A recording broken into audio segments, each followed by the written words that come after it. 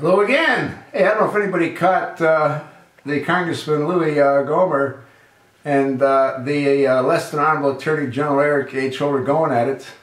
Well, they did go at it. Gohmert asked a question, and what he said is, "Sir, I've read what your department promised, and it is inadequate.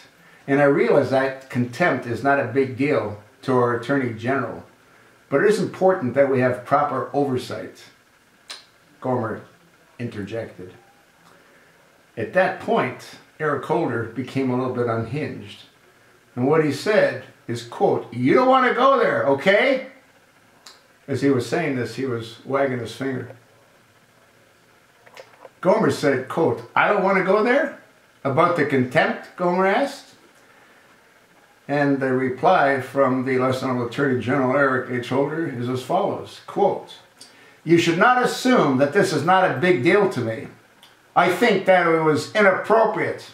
I think it was unjust, but never think that was not a big deal to me. Don't ever think that." End of quote. Well, you have to ask yourself a question. What was a big deal? All right? Since he's the top cop in the country, contempt charges really don't mean anything. And here's someone that could give a damn about his legacy because it's full of corruption. So having had him held in contempt by Congress means nothing to him. Just as long as he's protected by the clown at 1600 Pennsylvania Avenue. If it wasn't for the clown at 1600 Pennsylvania Avenue exerting executive privilege, I gotta believe H.Holder would have been imprisoned. But guess what? So would Barack Hussein and St. Obama. Why? Because of Fast and Furious, that's why.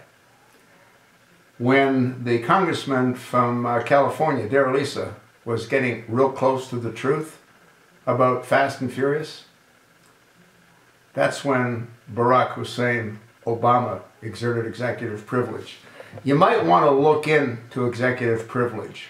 And what really bothered me about Congress not doing anything at that time is the only way a president can exert executive privilege is if he or she were involved.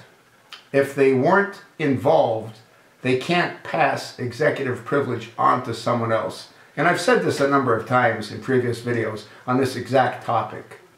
Congress needs to wake up over a whole lot of issues. This is just but one of them.